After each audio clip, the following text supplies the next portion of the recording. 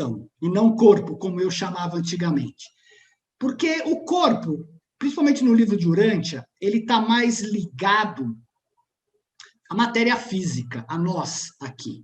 Quando você vai quando você morre, ou você vai para os espaços exteriores, os espaços após morte, o seu desenvolvimento no universo, não é bem o corpo que a gente tem, mas eles chamam de forma. Porque esta forma vai tomando outras formas, essas formas vão evoluindo, mas não é um corpo da mesma forma que nós temos aqui. Então, para não confundir, eles chamam de forma. Eu sempre chamei de corpo. Mas um dia uma pessoa conversando comigo falou, cara, eles não têm corpos, eles têm formas. Eu falei, tá bom, vou usar formas, tanto faz. Porque assim a gente separa bem a constituição nossa, né, dos próximas formas ou corpos que nós iremos ter a partir da nossa ascensão no universo. Eu vou começar a compartilhar a tela com vocês. Se quiserem fazer pergunta no chat ou levantar a mão, eu peço a Estela que me dê uma ajuda e me avise, porque nem sempre eu estou enxergando tudo o que está acontecendo, tá? Então, hoje o nosso estudo vai ser o ser humano, sua constituição, que é corpo, mente, alma, espírito e personalidade. Hoje é a nossa quarta aula, né? E que fique bem claro, a ideia do grupo de novos estudantes é dar uma visão para todo mundo, principalmente para os novos, sobre a linguagem do livro de Urântia. Eu duvido que em apenas uma palestra, qualquer um de nós, um estudo, a gente consiga entender em profundidade, né? Nada substitui a leitura. Mas a ideia é ajudar todo mundo a ter ideia, né? A ter uma noção de como é que o universo é constituído, das manifestações de Deus, hoje do ser humano. E na semana que vem é importante esse estudo, porque na semana que vem nós vamos ver a vida após a morte, que é a questão do nosso caminho ascensional. Então, não se preocupem com termos novos, o importante é que todos entendam a função daquilo que acontece, que é mais importante do que o nome, né? O nome a gente pode nomear depois, e entendendo, e tendo ideia. Ah, não entendi nada, não tem importância, reveja o estudo, aos poucos essas coisas vão entrando na nossa consciência. Para vocês terem uma ideia, eu estudo, né, o livro de Urântia, e eu tenho descoberto tantas coisas que depois de 12 anos, 13 anos lendo o livro, eu não tinha percebido. E agora eu estou falando, nossa, cara, eu não tinha percebido isso. Então demorou 13 anos para entender. Sou burrinho? Pode ser, mas paciência. Foi o tempo que eu consegui entender determinadas coisas e que elas tomaram forma dentro do meu campo evolucionário, tá? E o mais interessante desse nosso estudo, né, é a gente entender qual é a totalidade da nossa constituição. O que nos diferencia do reino animal em geral? Afinal de contas, a nossa definição de ser humano é ser animal racional, ser animal racional, com capacidade de pensar. E qual é a origem e o que significa sermos animais conscientes e volitivos? Então, nós vamos responder essas questões durante a nossa conversa. Eu vou voltar a um quadro que eu mostrei para vocês nas últimas os dois estudos, que é muito importante, porque há uma diferença entre aquilo que ocorre no universo, no domínio da perfeição, que é a Avona e o paraíso, e as criações do tempo e do espaço, certo? Aqui, nós temos o primeiro domínio físico, que é a Urântia, que é matéria, onde nós temos o nosso corpo físico. Como eu sempre falo, a gente não consegue pular do físico para o espiritual, né? É um salto muito grande. Então, gradativamente, nós vamos passando, conforme a gente deixa o corpo, para o corpo moroncial, que é onde a nossa alma é criada. Isso daqui é super importante a gente saber, porque nós vamos ver isso hoje. E de lá nós chegamos no domínio espiritual, que é o domínio do ajustador do pensamento. Então, e aqui nós temos o domínio do superuniverso, do universo mestre, do universo da perfeição, que é a Avona e o paraíso. Esses seres que vêm para cá geralmente têm formas diferentes da nossa, não são corpos físicos iguais a nós, que são chamados seres descendentes. Estes seres que saem do corpo físico e vão em direção ao Pai são chamados peregrinos ascendentes, e eles saem de um corpo extremamente denso e vão se sutilizando ao longo desta evolução. E são seres que ganham experiência até atingir o Pai. Então, é importante a gente entender que existe aqui um plano físico, um plano moroncial, que é um plano intermediário entre o físico e o espiritual, e logo a seguir existe o plano espiritual. Pois bem, se nós formos olhar, a gente fala muito, e o livro de Urântia fala muito, que nós somos filhos de Deus. E existem 3 categorias de filhos de Deus. Os filhos descendentes, que eu acabei de falar, os filhos ascendentes, que saem daqui de baixo e vão em direção a Deus, e esses saem, por assim dizer, de Deus e vêm ministrar para nós, e os filhos trinitarizados, que eu não vou entrar em detalhes. Os filhos descendentes têm origem elevada e divina. Dedicam-se à ministração descendente de serviços aos mundos e sistemas do tempo e espaço, facilitando o progresso da escala ao paraíso para as criaturas de mais baixa origem evolucionária. Veja, nós não somos inferiores, nós estamos no mais baixo nível vibratório dos mundos evolucionários para chegar ao mais alto, que é Deus. Os filhos trinitarizados formam um grupo de origem composta, que inclui todos os seres abraçados pela Trindade do Paraíso, ainda que não se originem diretamente na Trindade, e isso é o suficiente por hoje. E os filhos ascendentes são os humanos e outros habitantes dos universos que alcançam o status de ascendentes por participarem experiencialmente da evolução através do aprendizado, crescimento e progresso em direção ao Pai do Paraíso. Então, são essas 3 classes de filhos de Deus que nós temos, pelo menos informados para nós aqui em Urântia pelo livro. O livro começa falando uma coisa, os corpos físicos e as formas espirituais, né? Mesmo os seres espirituais têm forma, e essas formas espirituais são reais. A grande diferença é que nós tocamos no nosso corpo físico, tudo, mas eles talvez não tenham corpos, por assim dizer, espirituais que sejam tão densos como o nosso. E, geralmente, esses corpos, né, esses seres, o que eles espelham é a sua luz interna.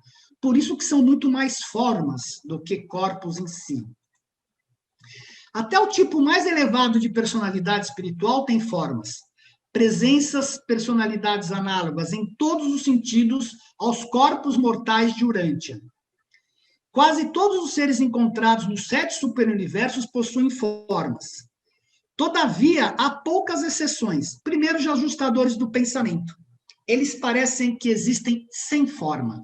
Os próprios seres descendentes também têm dificuldade de vê-los, porque eles são uma centelha pré-pessoal do próprio Pai, um fragmento do próprio Pai. E eles não têm forma até o momento que eles se fundem com as nossas almas sobreviventes, e aí eles ganham uma forma, uma personalidade, o que lhe dá um corpo, uma forma espiritual. Também não tem forma os mensageiros solitários, os espíritos inspirados da Trindade, os ajudantes pessoais do Espírito Infinito, né? Eles não possuem formas descobertas, eles andam pelo universo, o pessoal sente a presença deles, mas eles não têm uma forma assim que nós possamos ver.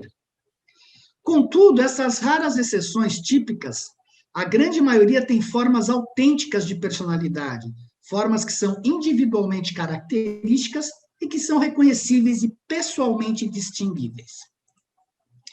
Muito bem. Nós, né, os chamados peregrinos ascendentes, e nós vamos ver isso em detalhe na próximo nosso bate-papo, eu só vou falar sobre os mortais planetários hoje. Então, o que são os mortais planetários? Então, são seres que têm nascimento físico em planetas evolucionários, como Urântia. Qual é a sua constituição física? Ele tem um corpo mental, também, que a gente pode chamar dessa forma, um espírito, uma alma e uma personalidade. A sua vida evolucionária é marcada pela chegada do ajustador em torno de entre 5 e 6 anos de idade. Ele, durante a vida, o espírito, junto com a nossa mente, constrói a nossa alma, então a gente dá nascimento à nossa alma. E o nosso desenvolvimento todo vai ser feito dentro dos 7 círculos cósmicos, que depois eu vou explicar para vocês em outro estudo.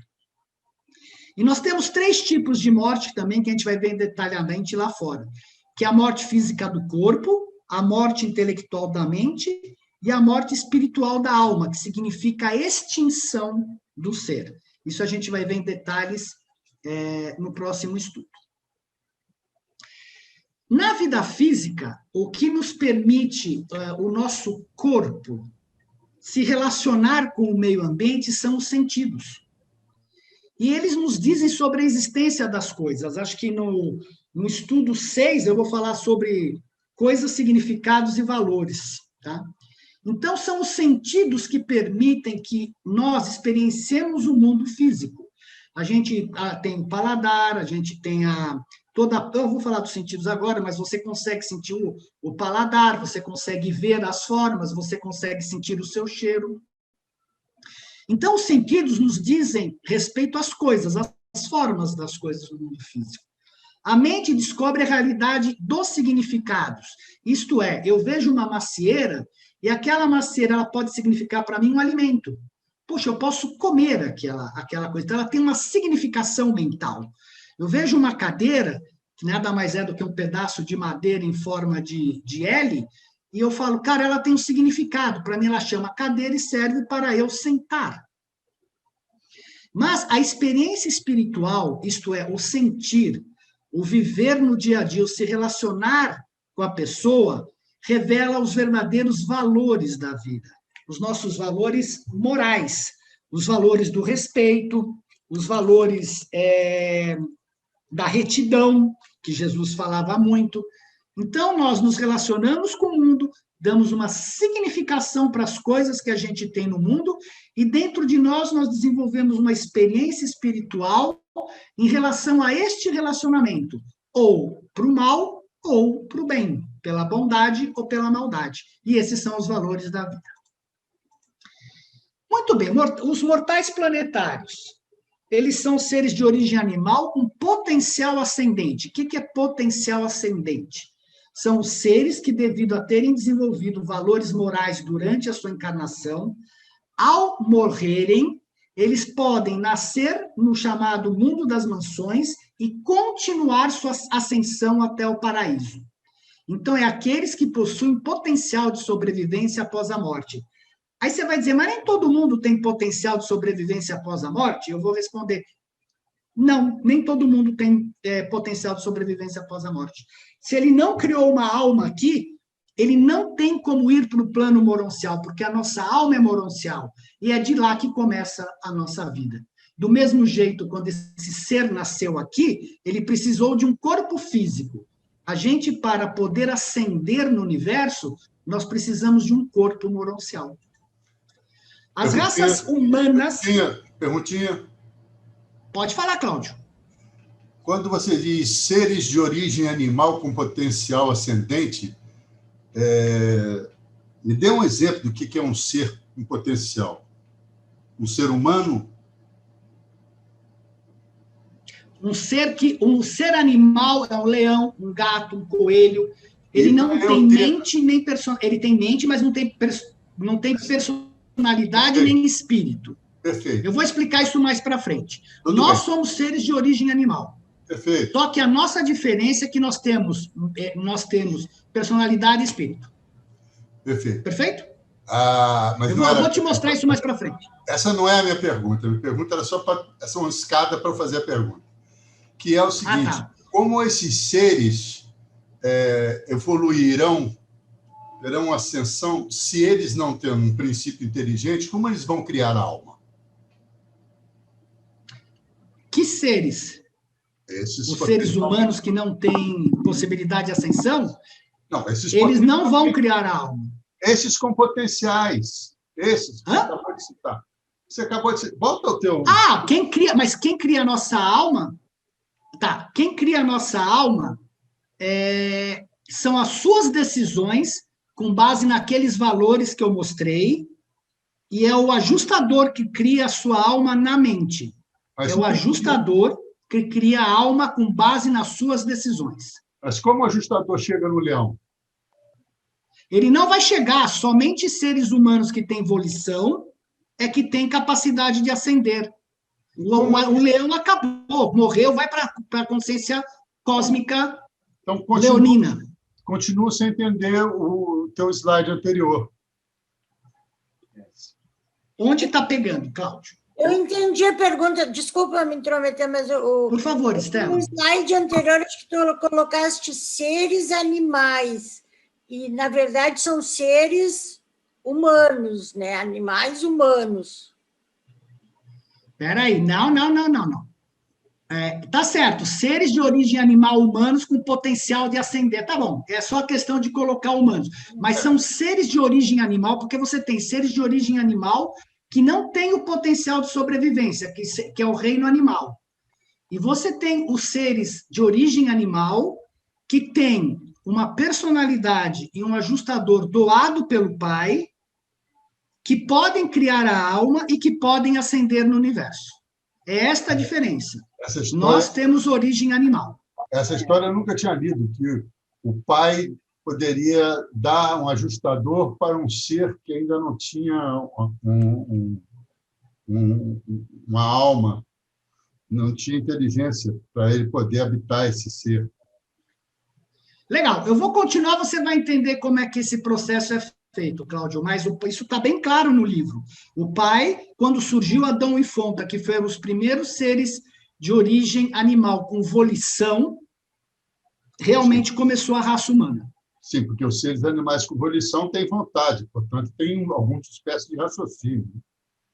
Perfeito, volição é que tem vontade e livre-arbítrio. A gente também vai ver a definição de seres, a nossa diferença dos animais. Tendo vontade, tem capacidade intelectual, de alguma maneira. Perfeito. Então, senta o barco. Vamos lá. Então, são seres de origem animal, humanos, né, com potencial ascendente. As raças humanas de todos os mundos recebem a mesma administração de Deus. Isso significa que todo mundo que está em mundos ascendentes tem a mesma administração do Pai. E gozam da presença do Espírito em suas mentes, os ajustadores do pensamento. Essa etapa da existência para nós é a vida como a conhecemos, a vida no planeta de origem, que é aqui onde nós estamos, né? Após a morte carnal, esses seres em ascensão serão reconhecidos como sobreviventes adormecidos, que nós vamos ver a semana que vem. O que é o corpo físico? O corpo físico é um organismo material físico do ser humano. O mecanismo eletroquímico vivo, de natureza e origem animal, animado pela centelha divina, o sopro divino de vida. É a realidade mais facilmente compreendida e concebida pela mente humana, pois é constatável pelos sentidos básicos da percepção. Eu gosto de fazer a comparação ao Pinóquio, porque apesar dele ser de madeira, mas o nosso mecanismo, corpo, ele é totalmente eletroquímico. É um corpo eletroquímico que, por algum processo do espírito infinito, ele recebe a centelha de vida que nós chamamos de vida. Ele recebe a animação. Seria a mesma coisa, muito semelhante, que você montasse um robô inteirinho e quando você liga, passa a energia para esse robô, ele começa a ter movimento. Então, quando vem esse sopro divino, é que nós começamos a ter movimento, né? E este movimento permite nós andarmos. Só que nós ainda somos, andarmos, vivermos, ter inteligência, só que nós ainda somos um mecanismo eletroquímico. Os sentidos fazem parte do sistema sensorial responsável por enviar as informações obtidas para o nosso sistema nervoso central, que, por sua vez, através do processo de tradução, analisa e processa as informações recebidas. Essas capacidades estão relacionadas com órgãos ou partes do corpo humano e correspondem às percepções dos homens no mundo. É a mesma coisa quando você tem um sensor no seu carro, quando você tem uma câmera de vigilância na sua casa, você consegue ver. Então, os sentidos permitem que nós nos comuniquemos com o mundo. Quando você olha essa imagem, principalmente através da visão, você pode ter um sentido, uma sensação de beleza ao ver essas cores. Você pode ter uma sensação de calma ao ver esta água. Você pode imaginar os pássaros cantando. Então, o sentido da visão, ele praticamente ele abarca todos os outros sentidos. E é devido a essas informações que entram através dos nossos olhos e são processadas no cérebro, é que a gente consegue perceber esta imagem aqui, esse colorido, e pensar sobre esse colorido. Pode te dar paz, pode te dar angústia, o que quer que seja, mas você consegue expressar um sentimento através do teu sentido para esta imagem. Existe uma vida que anima todos os sentidos e que permeia todos os âmbitos do sentido, que é exatamente aquela vida que o Espírito Infinito nos fornece. Os seres humanos do livro informa são dotados em média com 12 sentidos físicos especiais, embora os sentidos especiais dos mortais de 3 cérebros sejam estendidos até ligeiramente além daqueles dos tipos de 1 e 2 cérebros. Não importa, o importante é que nós temos 12 sentidos físicos. E muito interessante que em 1916, os sentidos físicos foram propostos por Aristóteles, né? Para ele, todo conhecimento principia com os sentidos ou as sensações, de maneira que não há nada no intelecto que já não estivesse antes nos sentidos. O que ele quer dizer com isso? Que tudo que você olha já tem que estar registrado no seu intelecto. De alguma forma, ele é registrado e, a partir dali, você tem um conhecimento daquilo lá. É a partir da memória que retemos dados do mundo sensorial e assim criamos experiências a partir das quais estabelecemos relações entre os dados sensoriais e aquilo que está na memória. Isso é fácil a gente ver. Quando a gente vê um belo pôr de sol, você lembra que já viu outros, você ouve a voz de uma pessoa, você associa com outras. Então, todos esses estímulos internos entram na nossa consciência, são processados e estão na nossa memória. Nós temos o tato, né, os 5 sentidos básicos, a visão, a audição, o paladar e o olfato. E em relação ao tato, atualmente a ciência já o subdivide em 8 sensações diferentes, relativo à textura, dor, temperatura e pressão. O interessante é que isso daria 12 sentidos, num certo sentido. Se você olhar, vai dar os 12 que a gente fala, porque a textura tem outras variações dentro de cada um desses daqui. O interessante é que em 1916, o Rudolf Steiner, ele fez uma palestra onde ele fala sobre os 12 sentidos da vida. E aí ele fala sobre o sentido do tato, o sentido da vida, porque nós temos esse sentido de estar vivo dentro de nós, e ele fala que isso é um sentido. O sentido do movimento, que nos faz com que percebamos o nosso corpo se mover, quando a gente anda, quando a gente corre. O sentido do equilíbrio, principalmente quando você está em pé, você consegue ter equilíbrio. Se você tem um problema, principalmente nos ouvidos, você pode cair, você tem alguma que é o senso do equilíbrio. O sentido do olfato, o sentido do paladar, o sentido da visão, o sentido do calor. Então, você sente o calor, né? A audição, o sentido da palavra, você sabe que você está pronunciando palavras, que essas palavras têm um significado. Da mesma forma, nós temos o sentido do pensar, porque eu percebo e sinto o que estou pensando. E, por último, nós temos o sentido do eu, que você sabe que você é você. Você sabe que você é um ser independente, que tem um corpo, uma característica própria sua. E ele põe tudo isso como os 12 sentidos do ser humano. Muito interessante essa divisão dele. E ele fala também que nós temos os processos vitais, né, que mantém tudo isso daqui andando, que é a respiração, o aquecimento, a nutrição, a secreção, a manutenção da vida, o crescimento e a geração. Então, esses são os processos vitais com que faz com que nós nos mantenhamos vivos. Tudo bem sobre o corpo?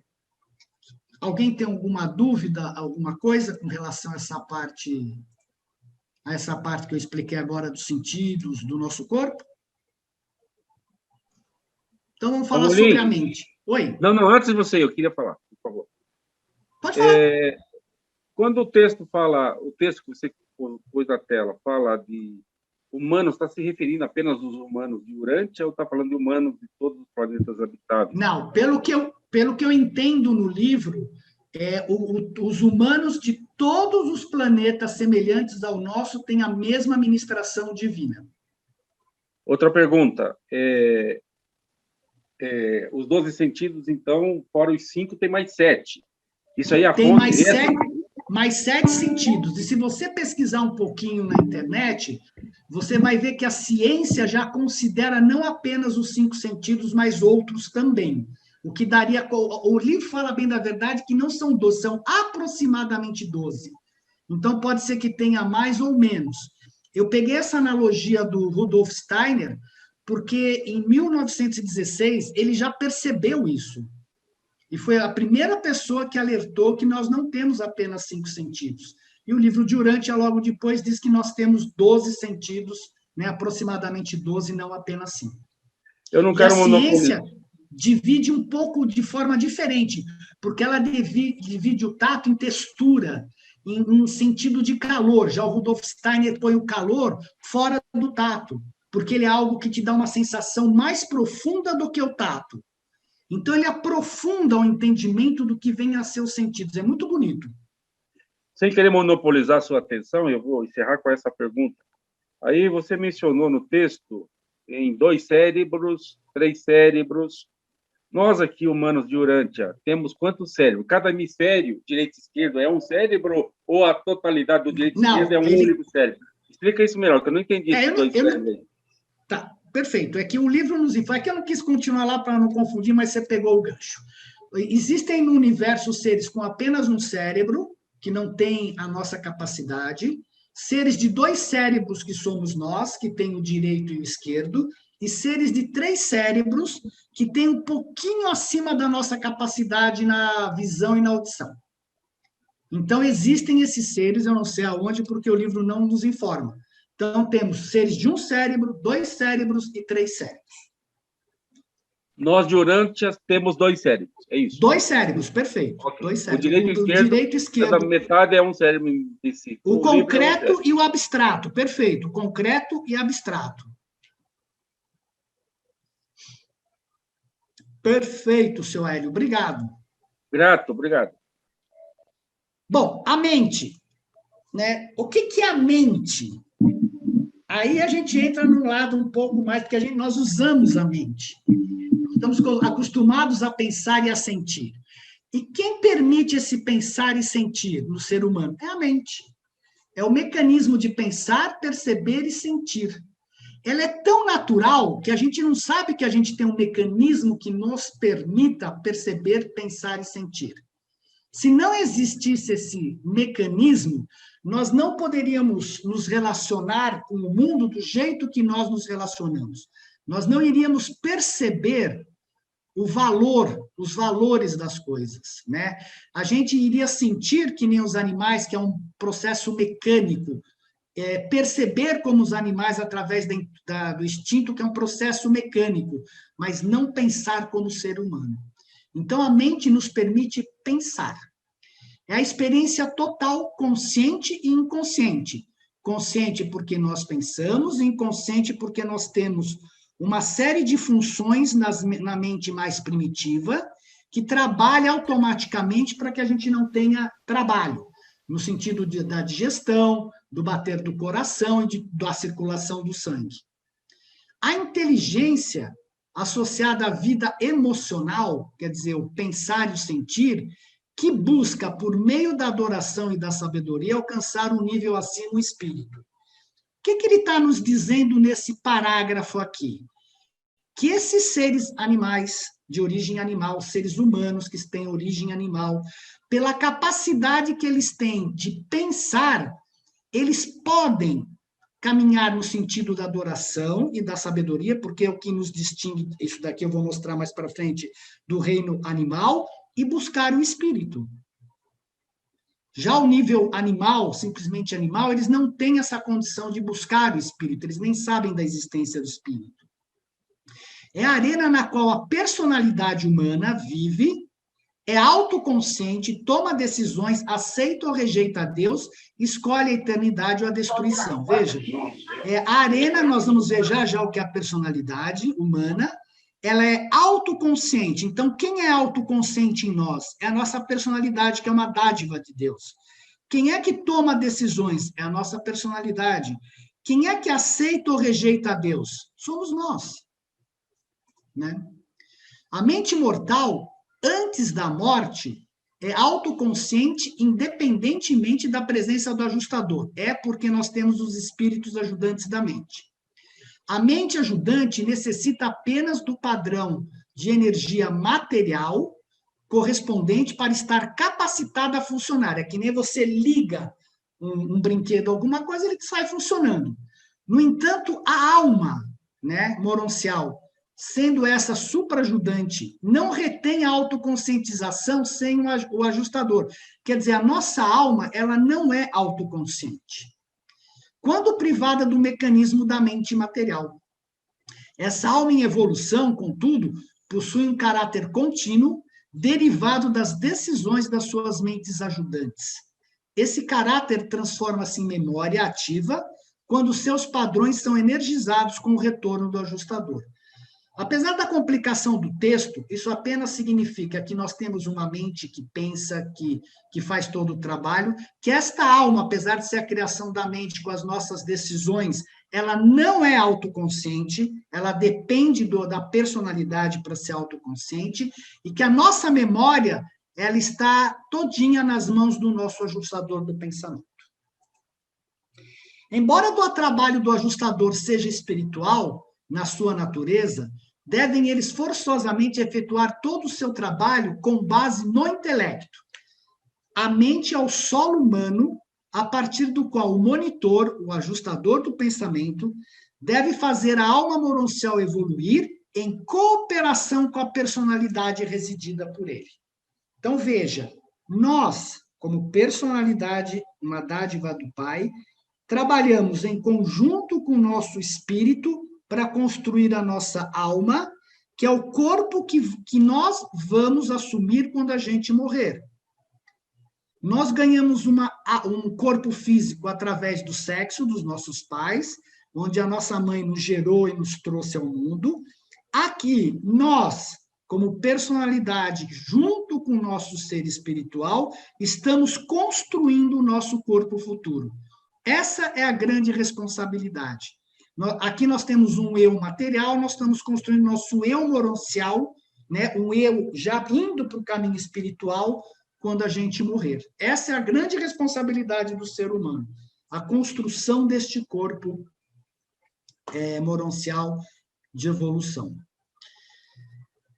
Aqui o livro é assim, bem duro, num certo sentido, né, para a gente que tem um pouco a parte emocional, mas ele fala assim, a mente é um sistema intelecto-temporário, quer dizer, cedido por empréstimo aos seres humanos. Essa mente é emprestada para nós, para uso durante o período da vida material. Significa que quando nós morremos, essa mente é retirada.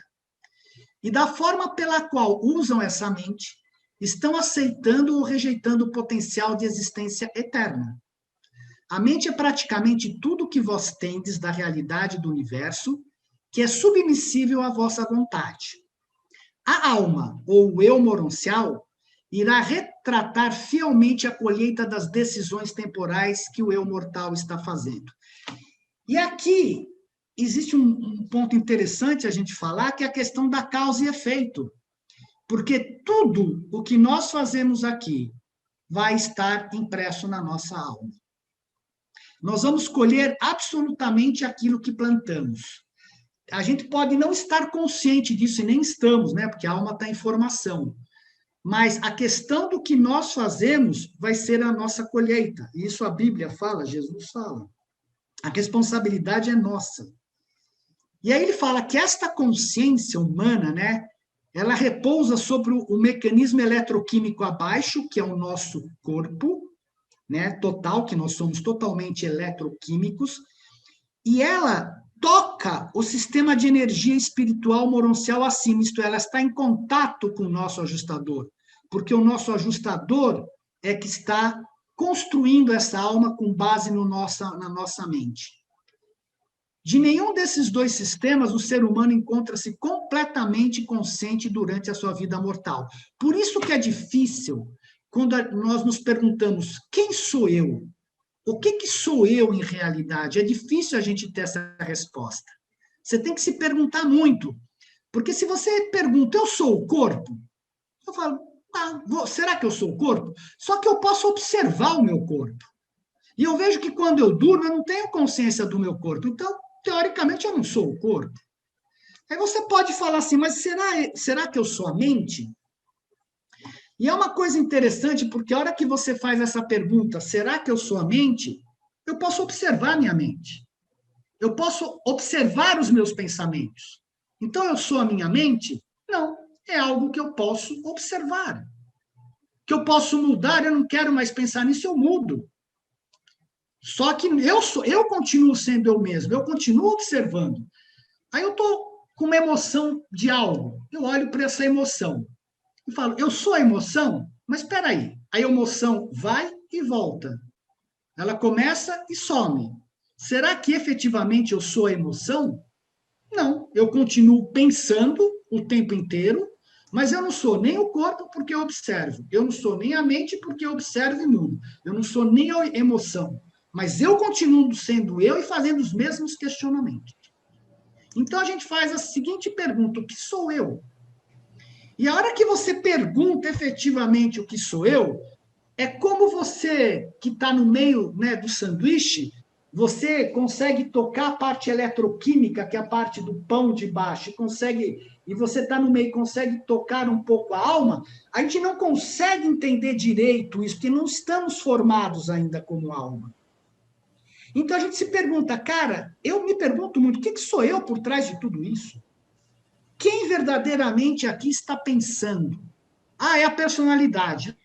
Legal. Posso eu ter contato com essa personalidade e me reconhecer como eu? Essa é a grande pergunta. O que está por trás de mim pensando? E tem horas que nós temos insights que vêm do espírito, vêm do ajustador. Aí você fala, cara, isso não é meu, isso parece que é de Deus. Então eu também não sou ajustador. Então é bacana você entrar nessa questão, que por mais filosófica que seja, ela é uma questão de autoconhecimento. É uma questão de você se internalizar e entender efetivamente aquilo que você é. Eu sou espírito. Não. O espírito habita em mim. Eu sou corpo. Não. Eu uso o meu corpo. Eu sou mente. Não. Eu me uso da mente. Eu me uso da emoção. Eu uso. O mundo inteiro está à minha disposição para eu usá-lo. Como eu vou fazer a utilização deste mundo, da minha mente neste mundo, é que vai me elevar a construir a minha alma. Fala, Cláudio. Pelo que eu estou depreendendo do que você foi abrindo, tua mente e tal, é que eu sou uma pessoa de muitas vozes. Perfeito. E essas muitas vozes, elas se somam, elas têm um aspecto orientador, ou não, elas podem vir para me tirar do sério, podem vir para somar. Quer dizer, o que nós estamos dando nome de alma e espírito, que a gente sempre eleva essas palavras como uma coisa mais divina, mais suprema até, todas essas vozes seriam importantes na constituição da minha suposta personalidade. Perfeito, Cláudio. Agora, não sendo tantas vozes assim, que horas de discernir que elas são essas vozes, que horas de discernir que elas não são essas vozes. Isso não é só o meu inconsciente se manifestando, junguiano. Tá bom.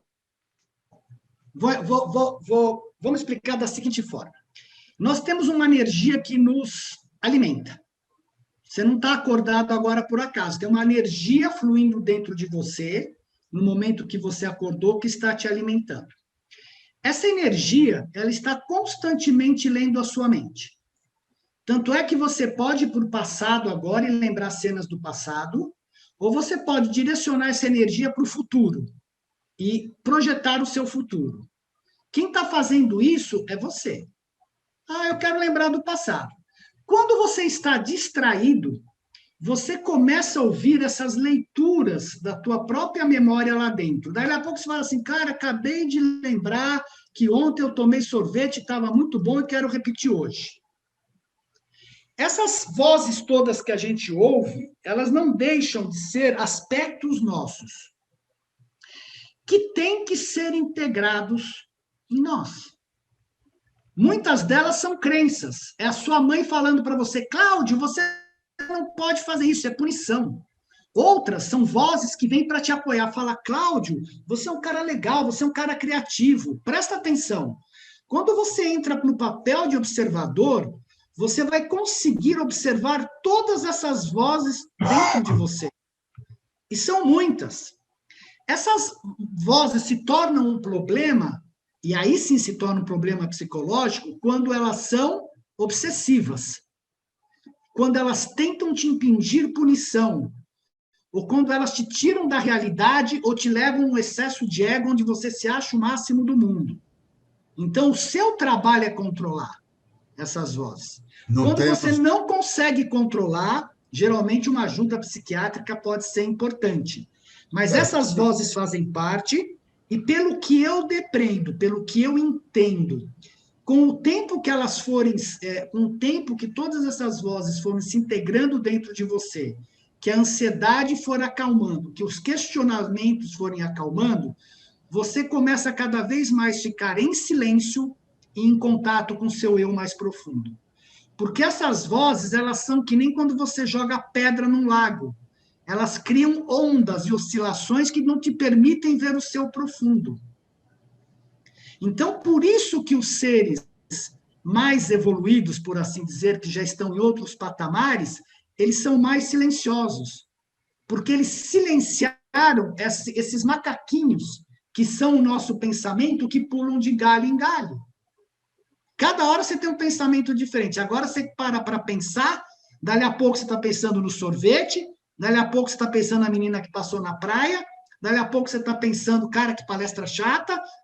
Então você fica pulando com o pensamento. E é essa a nossa educação mental.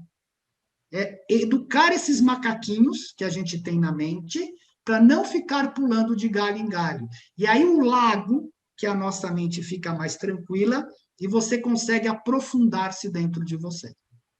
E quando você presta muita atenção nessas vozes, você pode ficar louco. Você pode ficar louco, porque a voz do espírito, o livro diz que o espírito está sempre falando com a gente, mas a voz do espírito, ela não te cria, o livro usa um termo muito bonito, ela não te cria nenhum problema, ela não te culpa, ela não te pune, ela simplesmente adverte ou te orienta. A questão da culpa, da punição, vem da nossa educação, do nosso meio ambiente que a gente teve. Se você está olhando uma mulher bonita, vem aquela, você não pode fazer isso, isso é pecado. Isso não é nada tem a ver com o espírito, isso é a sua crença adquirida durante a vida. Então, porque o espírito... Esses seres intermediários que estão ainda por aqui, que ficaram por aqui, eles poderiam usar essas vozes? Não mais. Não. Não mais? Antigamente eles podiam, não mais. A partir de Pentecostes, não mais. A partir de Pentecostes. Mas antes de Pentecostes, ele podia acabar com o ser humano. Sim, por quê? Porque como eram seres humanos muito primitivos, quando eles vieram, muito primitivos, eles tinham a capacidade de penetrar na mente humana para bloquear um ataque eventual de seres primitivos. Quando eles se rebelaram, eles usaram isso para o mal. É diferente. Bom, posso continuar? Vamos lá. Tem coisa muito interessante lá pela frente. Oi. Damolini, uma perguntinha rapidinho. E as luzes que a gente vê, as cores? Isso é uma questão isso é uma questão do seu cérebro que monta tudo isso. Você, primeiro, que você não vê nada do jeito que você está vendo, você vê tudo invertido e o teu cérebro que põe a imagem normal. É tudo uma projeção na nossa mente. É que nem quando você olha na televisão, por exemplo, você tem uma câmera fora da tua casa, você está vendo o movimento da rua, é a mesma coisa. Ele te transmite aquela imagem, é um olho e transmite aquela imagem. Ok, obrigado, gratidão. Mas, Irineu, no meio do mato, com muito bagulho, a gente vê muita luz. Fala, Fábio. Não, eu tinha uma época, né, quando essa fiquei situação doente, que você falou aí, eu tinha observava muitas luzes, geralmente na cor amarela e azul e bege. Essas três cores que eu visualizava. E passava assim, quando eu estava andando do nada, eu via cores. Fala, Fábio. Eu ficava um pouco. Eu não entendi essa situação que você falou aí do Pentecostes, que antes podia fazer alguma coisa, depois não podia fazer mais. Eu não entendi, dá para me explicar isso aí? Nós vamos ver isso mais para frente, isso é relativo à rebelião de Lúcifer. Porque quando o príncipe planetário veio ao planeta, ele veio com esses seres ajudantes, e esses seres ajudantes, eles tinham a capacidade, o príncipe planetário não era visível para os seres humanos, mas esses ajudantes eram. E esses ajudantes é que lidavam com as tribos, as civilizações. E eles vieram lá de Jerusalém, de outro local. Só que eles vieram com a capacidade de penetrar, de bloquear a mente desses caras, desses seres primitivos, caso, como eles eram muito animalizados, caso eles fossem atacá-los, entendeu? Mas nós vamos ver isso bem em detalhes na rebelião de Lúcifer e quando a Estela falar sobre os seres intermediários. Você vai entender direitinho isso. Mas acabou isso, tá? Isso não, depois de Pentecostes acabou. Bom, continuando a nossa... Mas o que aconteceu em Pentecostes que eu não sei o que é? O quê? O que aconteceu em Pentecostes que eu não sei o que é? Você me permite explicar depois? Porque isso daí foi quando Jesus ascendeu, que acabou que ele assumiu a soberania de fato do planeta. Isso está relativo a Jesus. Tá. Bom, aí continuando, de nenhum modo, de nenhum desses dois sistemas, o ser humano encontra-se completamente consciente durante a vida mortal. Lembra que eu falei? Portanto, ele deve trabalhar com a mente da qual é consciente. O que nós temos que fazer é trabalhar com a nossa mente. E aqui tem uma coisa muito legal que o livro fala, que não é tanto o que a mente compreende, mas sim o que a mente deseja compreender que assegura a sobrevivência. Isto é, não é o que eu sei, mas é aonde eu quero chegar, é o impulso de eu querer ir mais. Não é tanto que a mente é que se constitui não é tanto o que a mente é que se constitui na identificação com o espírito, mas o que a mente está tentando ser. Então, quando você está tentando ser, buscando, trabalhando, é isso que importa para o teu ajustador também a fazer a sua alma. Não é assim, eu já sou bom, não vou fazer mais nada, eu vou ficar parado aqui. Ou como eu conheço muitas pessoas que me disseram assim, eu já fiz muito nessa vida, fica para a próxima. O importante é aquilo que a gente está tentando ser, é não parar.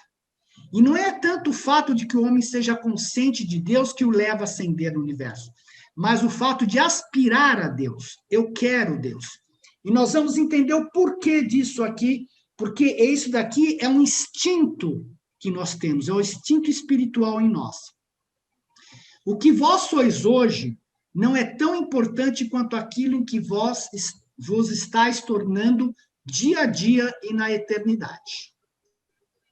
E aí eu mostrei a semana passada, e vou repetir aqui, do que acontece. Nós vimos na semana passada, e aqui vai ficar melhor entendido a nossa diferença entre os seres humanos e animais, que nós temos o espírito infinito, né, e o espírito materno do universo local, que é a representante do espírito infinito no nosso universo. E ela nos dota do espírito da intuição, que é a percepção rápida, instintos reflexos. Esse é o nosso instinto animal básico, é o instinto do reino animal e é o nosso instinto animal básico. O espírito da compreensão, o espírito da coragem, o espírito do conhecimento, né, da aventura, o espírito científico, né, o espírito do conselho, o impulso social, a cooperação com a espécie. Esses espíritos aqui estão tanto nos humanos quanto nos animais. Então, quando surgiram os primeiros seres humanos, né, quando surgiu os primeiros seres humanos andou em fonta volitivos, eles tinham já pronto todos esses espíritos. Quando eles surgiram, os seres humanos, veio o espírito da adoração, que é o nosso impulso religioso, que a gente pode dizer que é o instinto espiritual, ele é o oposto ao instinto animal. Então, para nós podermos evoluir até Deus, nós temos esse instinto espiritual, que é o nosso o impulso religioso, que isso daqui é que nos diferencia dos animais, além de ter o espírito da sabedoria, que é o articulador, que coordena todos esses espíritos aqui, né, e que trabalha para a nossa ascensão na existência. Eu mostrei também aqui a esfinge, aqui está, humanos e animais compartilham da mesma fisiologia, da mesma estrutura fisiológica, e somente os seres humanos, que é o que nos distingue deles, têm espírito de adoração, espírito de sabedoria. O ajudante da adoração, o surgimento, né, que é esse daqui, ó, exatamente esse daqui, ó, o ajudante da adoração. O surgimento na consciência animal de potenciais supra-animais para a percepção da realidade, o instinto humano primordial em direção à deidade. O que é o ajudante da sabedoria? Que é o outro, a tendência de dirigir a sua adoração para canais mais elevados de expressão, e na direção de conceitos sempre em expansão da realidade da deidade. E nós temos outro que é o chamado Espírito Santo, que é a nossa mãe universal do nosso universo, que ela faz o quê? Ela permite com que a gente possa se realizar dentro do postulado da sobrevivência humana. Então, se nós nos realizamos como seres humanos, é porque nós temos também esse impulso da mãe do nosso universo, que nos permite, puta, eu adoro arte, eu me realizo dentro da arte. Eu adoro ciência, eu me realizo dentro da ciência. É esse postulado de nós nos realizarmos como seres humanos. O animal não tem essa possibilidade de autorrealização. E também nós falamos na semana passada todas as entidades ministradoras da mente humana, que não são poucas, né? Nós temos os espíritos ajudantes da mente que eu acabei de mostrar, nós temos o espírito materno, o Espírito Santo que eu acabei de falar, nós temos o ajustador do pensamento, que é o fragmento do próprio Pai, nós temos o espírito da verdade, que é a influência de Jesus com Deus, que após a vinda dele na Terra, ele derramou sobre toda a carne o espírito da verdade, isto é, que conduz esses seres de origem animal à verdade, e nós temos o nosso anjo da guarda, que são os serafins, que estão aqui para nos ajudar a desenvolver os nossos valores espirituais. Quando você está na matéria, né, obviamente, antes de toda essa conscientização que a gente tem durante a nossa vida, nós colocamos em funcionamento o nosso instinto animal, que é super importante para a gente trabalhar, para a gente se manter, para você procriar, para você ter uma vida dentro da matéria. Esse instinto animal é fundamental. Quando, após nós conseguirmos uma certa consciência, e depende do impulso espiritual aqui, esse instinto espiritual entra em ação. onde ele te tira sobre o instinto animal e te leva para você buscar Deus. Porque no momento que você fica só na matéria, a vida perde todo o significado. O nosso próximo passo, além da matéria, é ir para Deus. Por isso que tem todo esse trabalho, todos esses ajudantes que nós temos aqui, para nos ajudar a caminhar em direção a Deus. Isso é um projeto incrível do Pai. Incrível, né? E o Michelangelo, na Capela Sistina, ele fez uma sacada sensacional. Porque, obviamente, ele antropomorfizou o Pai, né? O Pai não tem essa forma de jeito maneira, mas ele representou Deus. Quem são esses aqui ao lado? São os ajudantes da mente. O homem de braço esticado e Deus com o dedo esticado, e o homem com o dedo para baixo, porque isso daqui significa o livre-arbítrio. É o homem que tem que esticar o dedo para tocar Deus. Deus está disponível para nós. E o mais curioso, que na época do Michelangelo, você não tinha, talvez, o conhecimento de como era um crânio de verdade, né? Aqui você tem o ajustador do pensamento, o ajudante da mente, o livre-arbítrio. E aqui, se você ver um corte transversal do cérebro, olha aqui, é exatamente com a perna dele mostrando a parte animal nossa, o primeiro cérebro instintivo. Olha aqui, ó. Tá vendo? É o formato certinho do cérebro. Olha a sacada que esse cara teve em 1508. Então, aqui é o pai, aqui são o nosso ajustador do pensamento, e aqui são todos os ajudantes da mente para fazer com que o homem, através do livre-arbítrio, se conecte a Deus. Só isso daqui já explica toda a evolução do ser humano que nós estamos fazendo aqui. Genial, como ele teve essa sacada, só pode ter sido inspirado, porque realmente é genial. E o que nos diferencia dos animais? Primeiro, a autoconsciência. Pergunte para o seu cachorro se ele é autoconsciente que ele é um cachorro. Ele pode ser bonitinho, ele pode ser amoroso, ele tem essa parte dentro dele, mas ele não sabe que ele é um cachorro. Nem o macaco sabe que é um macaco. Segundo, o senso de humor. O senso de humor foi nos dado com o sangue adâmico, com o sangue violeta. Primeiro, memória retroativa. Então, a gente pode retroagir ou adiantar a nossa memória, e profética. Às vezes, você tem memórias, você tem sacadas, fala, cara, vai acontecer isso. Habilidade de imitação, que nem os papagaios e os macacos têm.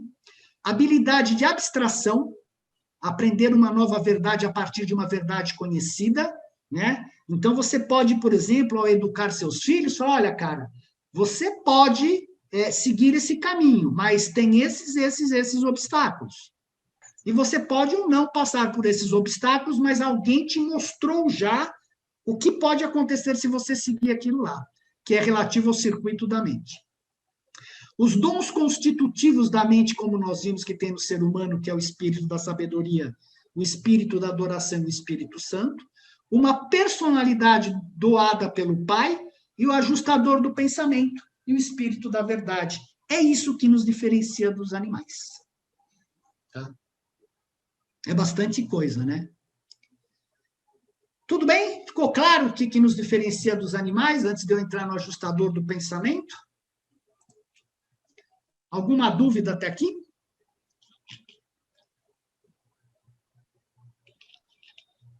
Cara, o importante é ter em mente o seguinte: realmente, fora a questão genética, nós nascemos como uma folha em branco. A gente nasce já com a folha, que é a nossa genética, né? Que é onde você vai escrever a tua vida. Mas nós somos uma folha em branco. Nós somos absolutamente construídos, nós vamos construindo a nossa vida futura durante a nossa encarnação. A gente é uma folha em branco. Por isso que você tem tanto ajustador, tanta gente ajudando a nossa mente a transformar todo aquele impulso, aqueles instintos vindo dos animais, para elevar no sentido de Deus. É difícil entender isso, mas é essa a realidade do universo. Fala, Fábio. Um pouco atrás, você falou o que sou eu? Eu não sou meu corpo porque eu observo meu corpo. Eu não sou minha lembrança porque eu observo minha lembrança. Eu não sou Eu não sou a minha memória, porque eu observo a minha memória e posso mudar ela, posso decidir e tal, eu tenho meu livre-arbítrio. Nós seríamos um fragmento de consciência de Deus que ele deixou para evoluir, para voltar até ele? Não, veja bem, o fragmento de Deus, ele é separado de nós, ele chega com entre 5 e 6 anos no ser humano. A gente vai ver isso depois. Né? Que é o ajustador, que é o Cristo interno, que é o teu ser interno. Então, você também não é ele, porque você já tinha consciência antes dele estar aí em você. Então, o que nós somos, em essência, é a personalidade. Nós somos a personalidade, que é este fragmento que o Pai te doa e que te faz único. Você vai entender mais para frente agora, tá? Que é essa folha em branco que você falou aí, que é a folha em branco. Exatamente, esta personalidade... É uma folha em branco, é isso? Nós somos uma folha em branco, quer dizer, você vai construir a tua vida do jeito que você quiser, e do jeito que você quiser, você vai colher. Entendi. Esse é o ponto. Pois é, mas nós somos uma folha em branco com consciência de que somos uma folha em branco. Perfeito. Quase consciência. Esse é o ponto. Por isso que ele fala que você tem o corpo eletroquímico abaixo e tem o espírito acima. E você está no meio do sanduíche. Então, você não consegue nem ver direito um, nem ver direito o outro. É curioso isso. Quer dizer, você consegue ver bem o corpo físico, mas você não enxerga todo o teu corpo físico. Você enxerga só a parte da frente. A parte de trás é de espelho. Você não enxerga teu corpo como um todo. Curioso isso, cara. Bom, vamos ver o que é o ajustador. O ajustador é o espírito divino que reside na mente humana, que seria esse ser aqui que está representado como um ser humano, mas não é, né? Ele não é uma personalidade, então, olha, ele já não é uma personalidade. Por isso que a gente não consegue vê-lo, né? Ele é uma realidade verdadeira da ordem mais pura conhecida no universo, é a própria presença de Deus. O ajustador, como uma criatura pré-pessoal, ele só vai ganhar a personalidade na hora que ele se fusionar com este ser humano aqui. Tem pré-mente e pré-vontade. Ele não tem a mente e a vontade total, mas ele tem pré-mente e tem pré-vontade. Está destinado a transformar-se em uma parte da personalidade da criatura humana, mortal, quando esta alcançar a sobrevivência para a sua alma. Acontece que a personalidade, ela precisa projetar sua identidade em alguém. Por isso que nós temos o corpo, porque ela projeta a identidade dela, essa unicidade dela, em alguém. E no nosso caso é um corpo. Não se deve considerar que os ajustadores vivam no cérebro material dos seres humanos. Eles não são parte orgânica das criaturas. O ajustador do pensamento pode ser visualizado mais apropriadamente como residindo na mente mortal do homem. Ele reside na mente, na supramente, a bem da verdade. Ele não está no cérebro. Então, não adianta o pessoal querer dissecar o cérebro para achar o ajustador. E o ajustador, indiretamente, sem ser reconhecido, comunica-se constantemente com o seu sujeito humano, especialmente durante as experiências sublimes de contato adorador da mente para com o espírito na supraconsciência.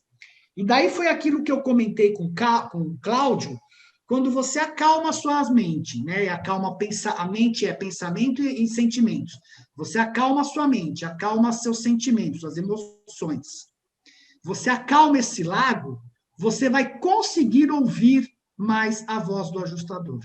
Porque ele se comunica constantemente com a gente. Só que ela se perde no meio de tanto falatório, que é a nossa mente. E qual é a missão do ajustador junto aos mortais? Primeiro, é o grilo falante, né? É representar o Pai Universal. O Pai Universal não pode estar presente fisicamente nos mundos finitos, porque ele é infinito. Ele não tem como ser finito no mundo infinito. Então, ele manda um fragmento dele, esse ajustador. Ele manda um fragmento dele residir na nossa mente. Esse ajustador vai trazer a criação da alma à existência, então ele vai criar a alma junto conosco, ele vai elevar a nossa mente de origem animal, violenta, egoísta, e a alma aos níveis espirituais de perfeição, e ele vai trabalhar com a mente humana alimentando-a com os valores espirituais, porque se ela não alimentar com os valores espirituais, nós vamos permanecer animais e não vamos poder ascender ao paraíso. E vai assistir na evolução da alma imortal, na sobrevivência eterna, que é exatamente isso, que é chegar junto ao Pai universal. Essa história do Pinóquio é perfeita a representação, porque é exatamente isso. O ajustador quer que nós nos tornemos real. O que é se tornar real? Construir a alma. O Gepeto queria que o Pinóquio se tornasse real. O que é o Pinóquio se tornar real? Se tornar menino, humano. É a mesma simbologia. É belo essa simbologia. Não é porque o grilo aqui já teria fusionado. Não é o quê? Não é porque aqui o grilo já teria fusionado. Ah, não! Ele ia parar numa panela, cara.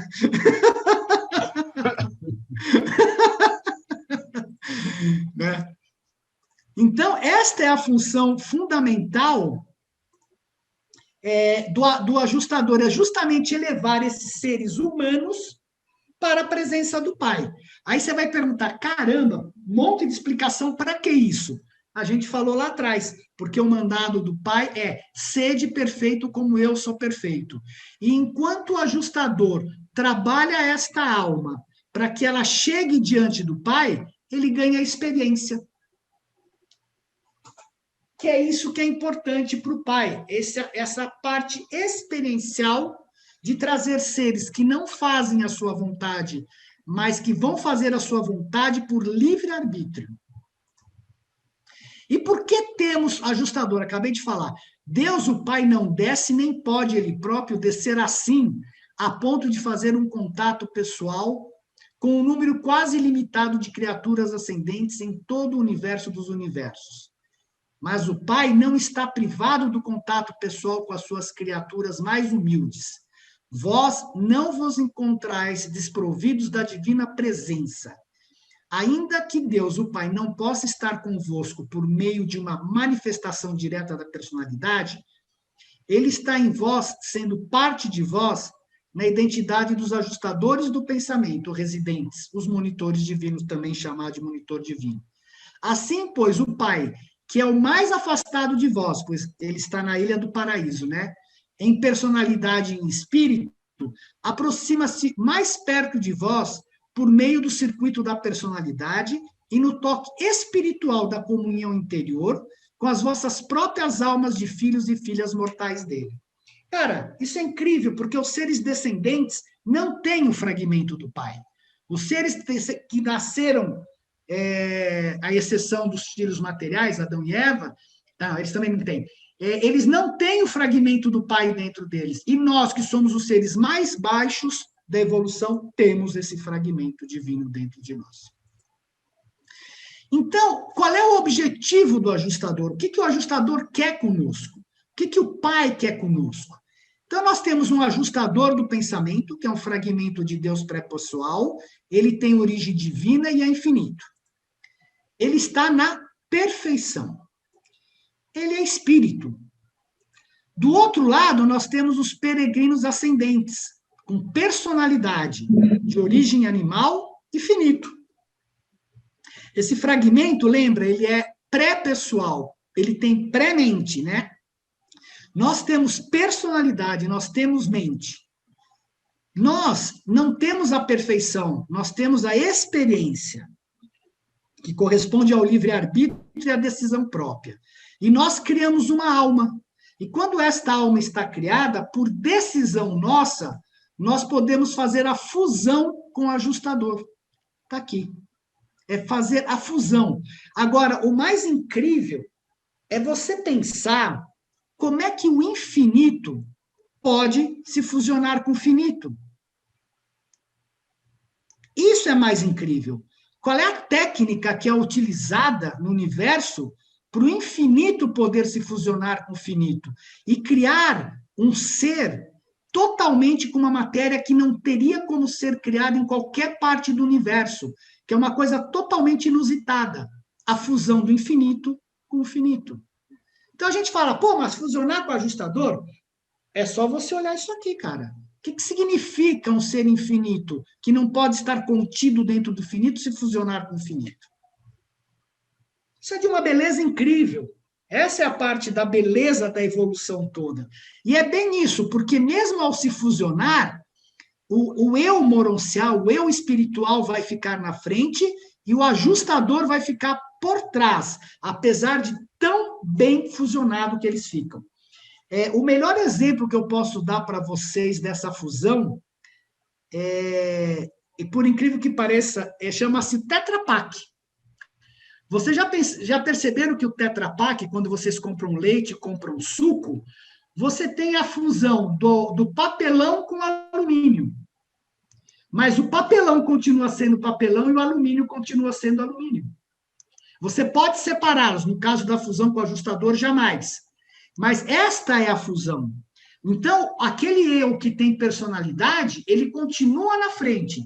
E o ajustador, apesar de estar assim no ser humano, ele continua por trás te guiando para a infinitude.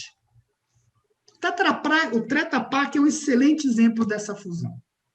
Né? Porque é isso que acontece, não é que os dois vão se fundir e ficar uma matéria só. Não, é uma outra matéria, mas cada um continua com a sua constituição. Isso que é o mais curioso. Mas você está fusionado. Você, a partir dali, é imortal, não antes disso.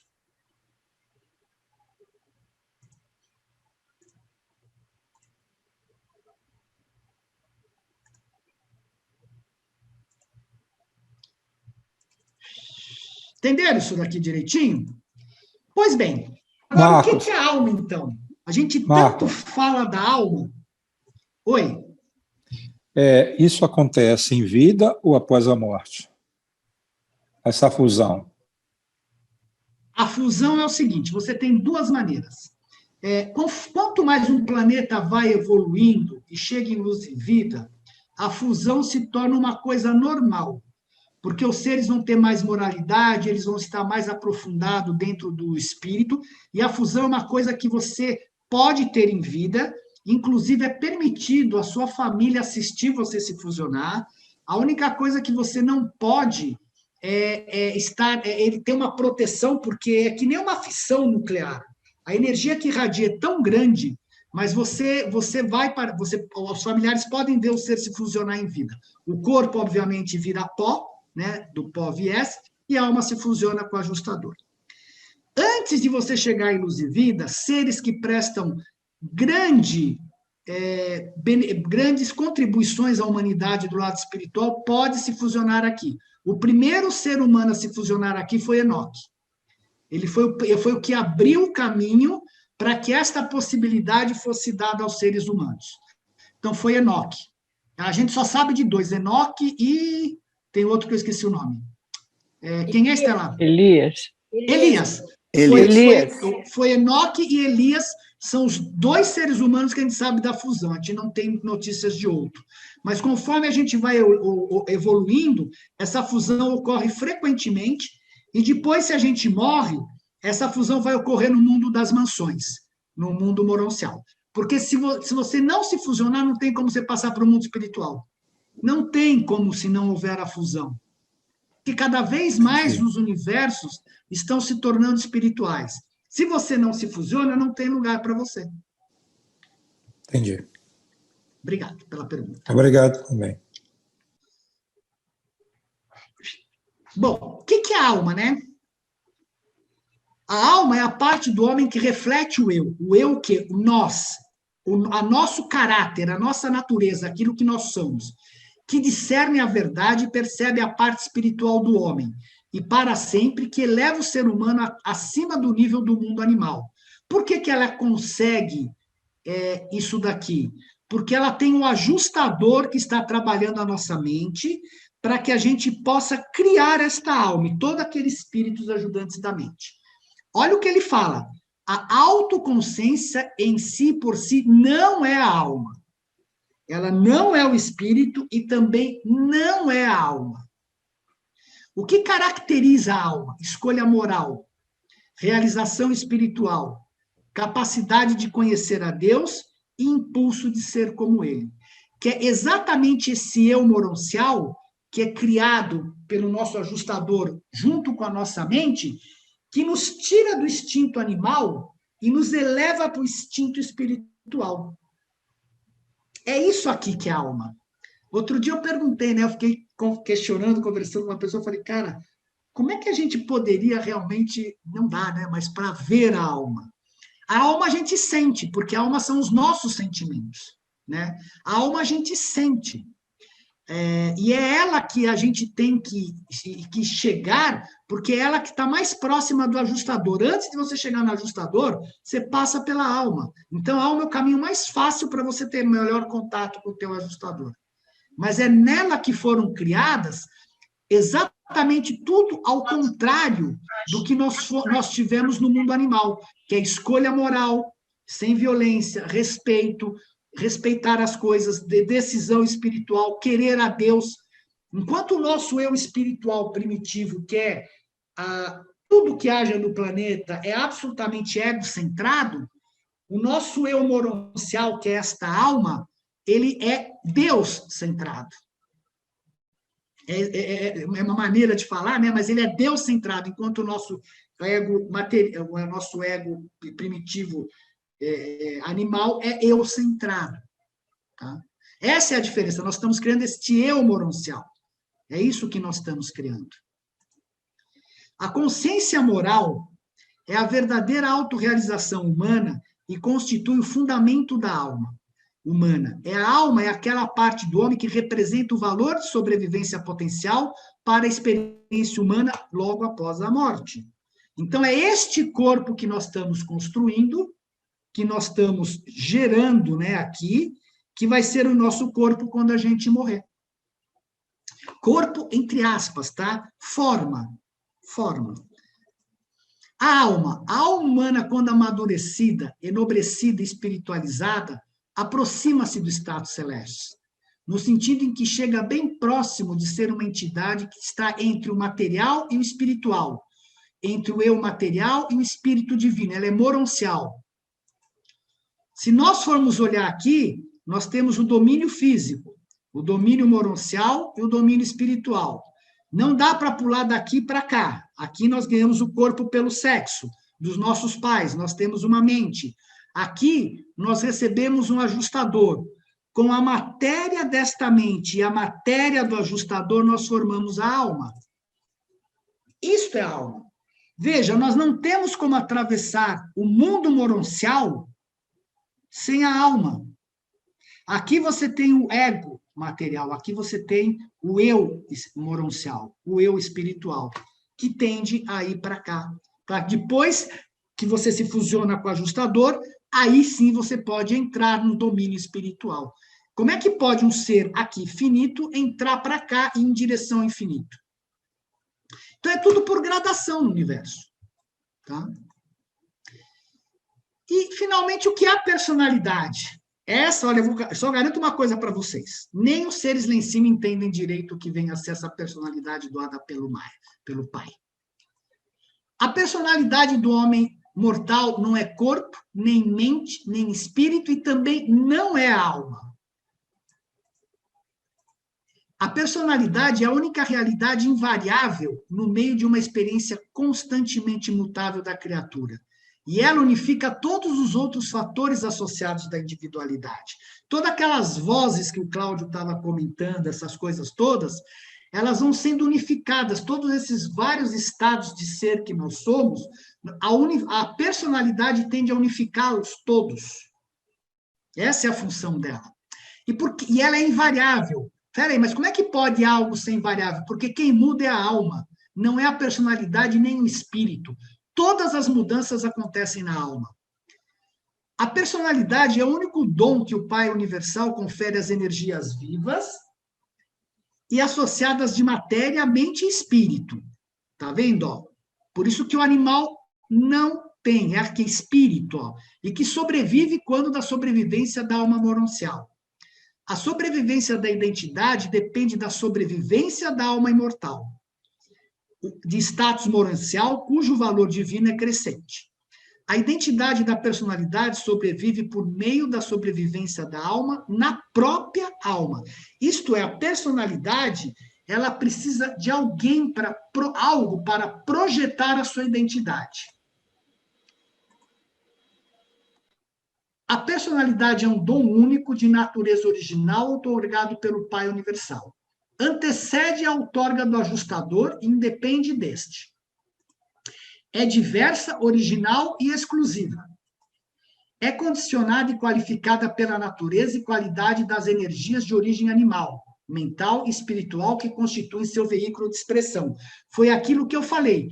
A personalidade, ela está condicionada pela sua genética, por aquilo que você recebeu de presente quando você nasceu no seu corpo. A presença do ajustador, o que faz, ele aumenta a manifestação qualitativa da personalidade, dos potenciais da personalidade. É caracterizada pela moralidade, a consciência da relatividade no relacionamento com as outras pessoas. Então, isso é a personalidade. Difícil de entender, eles também não. E discernem níveis de conduta e opta discriminadamente entre eles. E aqui que é o ponto fundamental, porque a personalidade em nós é que vai decidir, quer dizer, nós, né?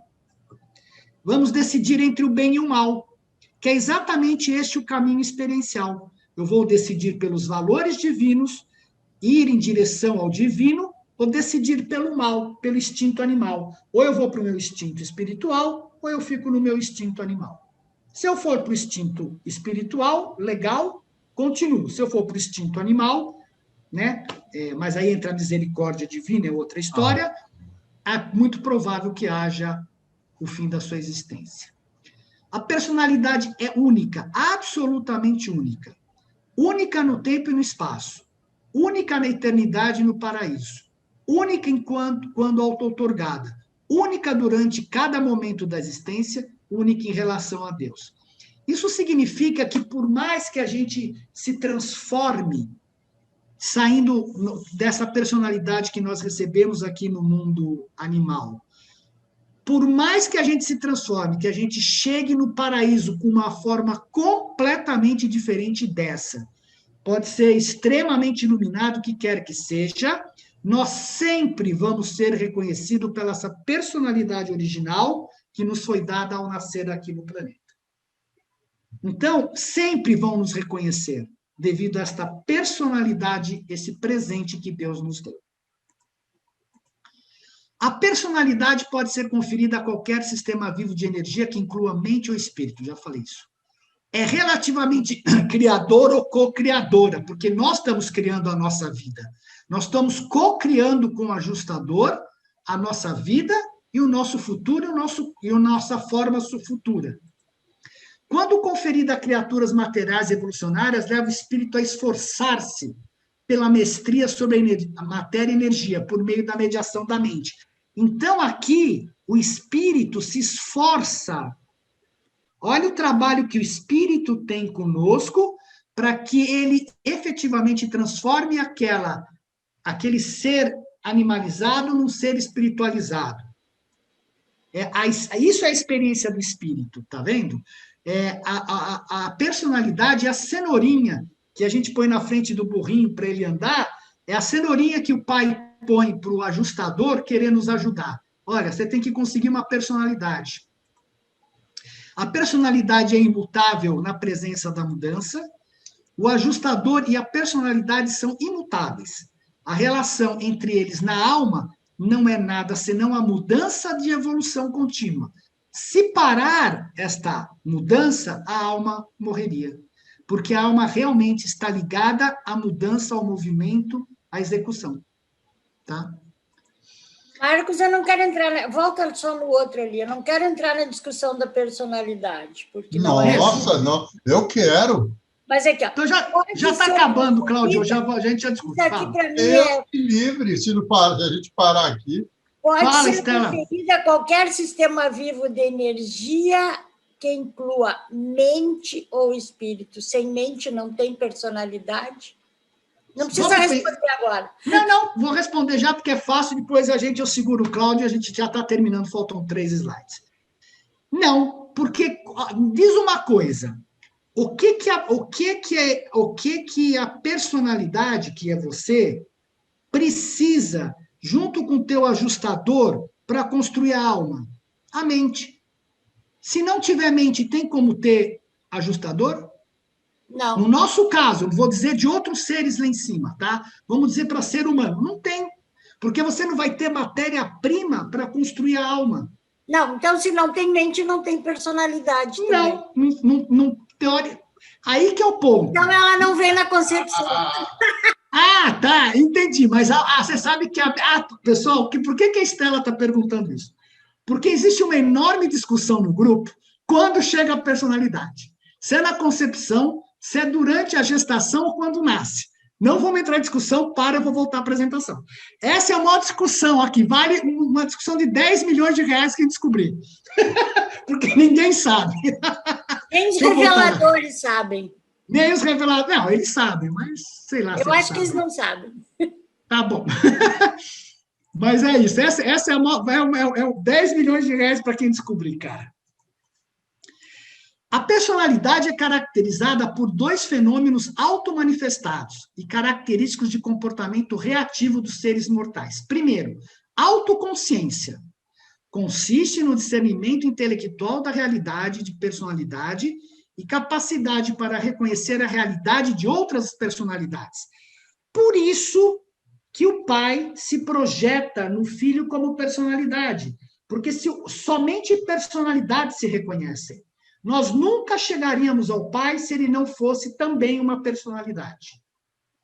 Eu só falo com vocês porque eu sou uma personalidade e reconheço vocês como personalidade. Indica uma capacidade individualizada para experiência dentro das realidades cósmicas. Então, eu tenho capacidade de experienciar a realidade cósmica. Denota o conhecimento da administração da mente e a compreensão da independência relativa do livre-arbítrio, criativo e determinativo.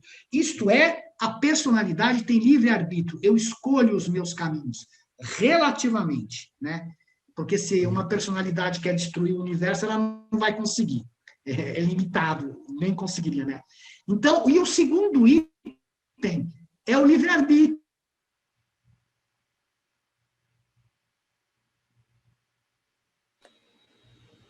Escolher a sabedoria mais elevada. Não mudou, Marcos. Agora sim, estava travando. É que minha conexão tá. A segunda parte da característica do livre-arbítrio, eu falei da primeira, que era a autoconsciência, né? A personalidade é caracterizada por 2 fenômenos, um é a autoconsciência, e o segundo é o livre-arbítrio. O livre-arbítrio, que caracteriza a autoconsciência da personalidade humana, está envolvido na decisão moral, a sabedoria mais elevada, na escolha espiritual, o discernimento da verdade, no amor altruísta, o serviço fraterno, na cooperação voluntária, a lealdade grupal, no discernimento cósmico, a apreensão dos significados do universo, na dedicação da personalidade, a devoção a fazer a vontade do Pai com todo o coração, e na adoração, a busca sincera dos valores divinos e o amor irrestrito ao divino doador dos valores. Uma coisa curiosa aqui, que eu vou falar, mas que é o seguinte, quando a personalidade chega no corpo humano, ela projeta a sua identidade no corpo humano. Tanto é que a gente começa a achar que você é o corpo humano. Eu sou o corpo humano. Só que quando alguém morre, você não fala, aquela pessoa deixou o corpo, deixou a vida. Então, ela não é o corpo humano, né? Mas quando você morre, só que a personalidade, ao longo da sua trajetória, ela tem que projetar essa identidade na alma, que está mais próximo do espírito. Eu vou explicar para vocês já esse fato aqui. É que eu adiantei aqui um pouquinho. Bom, a evolução material proveu-vos com uma máquina de vida o vosso corpo. O Pai, ele próprio, dotou-vos com uma realidade espiritual, a mais pura conhecida no universo, o vosso ajustador do pensamento. No entanto, nas vossas mãos foi-vos dado uma mente, sujeita às vossas próprias decisões. E é por meio dessa mente que vós viveis ou morreis.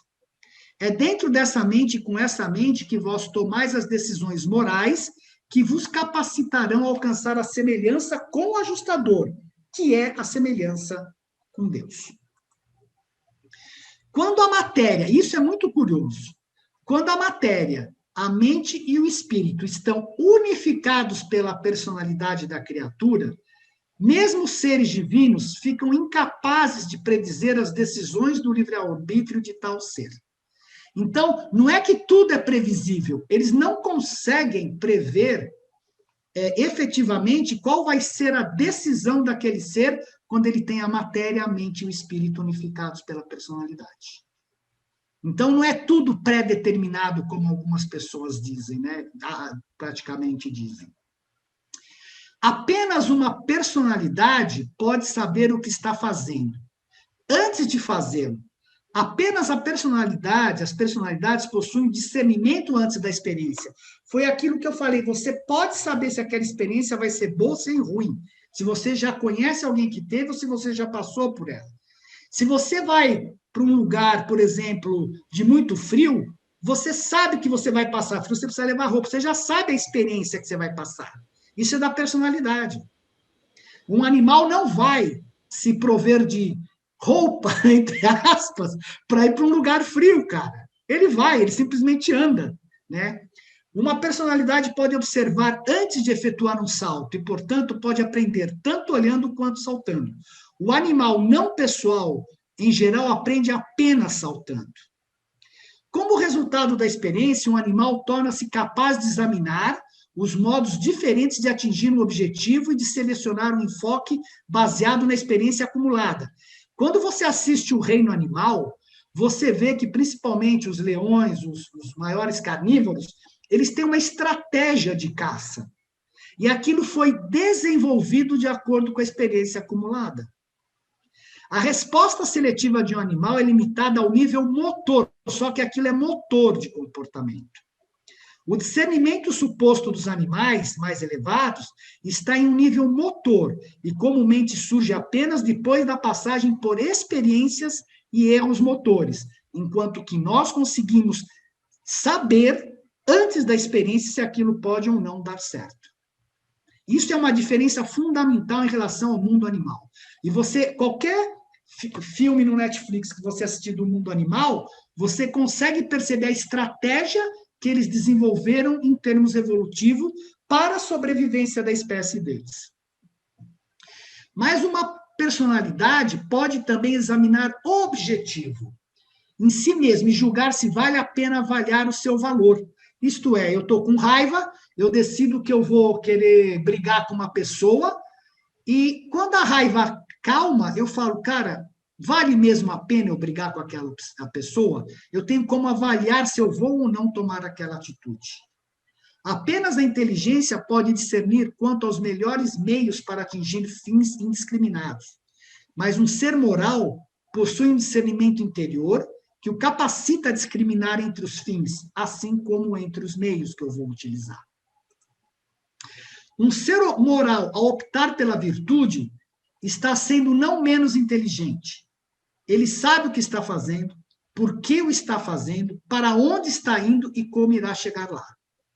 O homem é capaz de exercer o discernimento científico, moral e espiritual, antes de qualquer exploração ou experimentação. Olha o que significa a personalidade como objetivo da ação, né? Apesar da ubiquidade, da onipresença da deidade, unificar as manifestações no tempo e no espaço para a concepção finita, apenas pela onipresença pode a deidade unificar as manifestações no tempo e espaço para a concepção finita, pois o tempo é uma sucessão de instantes, enquanto o espaço é um sistema de pontos interligados. Afinal, percebeis o tempo por meio da análise e o espaço por meio da síntese. Coordenais e associais essas duas concepções dessemelhantes por meio do discernimento integrador interno da personalidade. Veja, é a personalidade que nos faz entender o tempo e o espaço. Do mesmo modo que eu perguntei para vocês, como é que se faz o infinito se fundir com o finito? No nosso caso de discernir o tempo e o espaço, é a personalidade que faz esse meio de campo. Em todo o mundo animal, apenas o homem possui essa perceptibilidade tempo-espacial. Para um animal, o movimento não tem um significado, mas o movimento adquire valor apenas para uma criatura com status de personalidade. E o que faz a personalidade? A personalidade, ela é a personalidade, ela precisa projetar a identidade dela. Então, a primeira projeção da identidade, da personalidade, é no corpo físico. E como é que eu sei isso? Você, quando era criança, você percebia seu corpo, e o bebê percebe, logo que ele nasce, nos primeiros meses da amamentação, ele percebe que ele é a mãe. Ele não consegue se diferenciar da mãe. Isso já foi muito estudado. Depois, ele começa, conforme você vai crescendo, você começa a se identificar com o corpo físico. Se você perguntar para uma criança de 3, 4, 5 anos, que tem um pouco mais de esperteza, quem ela fala, eu sou o corpo, estou aqui, ó, eu sou isso. Só que, conforme você vai buscando, vem aquele impulso espiritual, vem o ajustador e vai te levando para o espírito, você vai ansiando pelo instinto espiritual a ser como Deus. E aí você vai criando a sua alma em formação, e aí você, através das perguntas que eu falei, eu não sou o corpo, eu não sou a mente, eu não sou as emoções, o que sou eu? Você começa a tirar a identificação do corpo físico e passar para uma outra forma.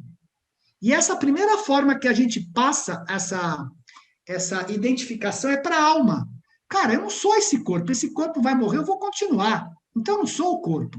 Os meus pensamentos passam numa procissão. Então, eu não sou o pensamento.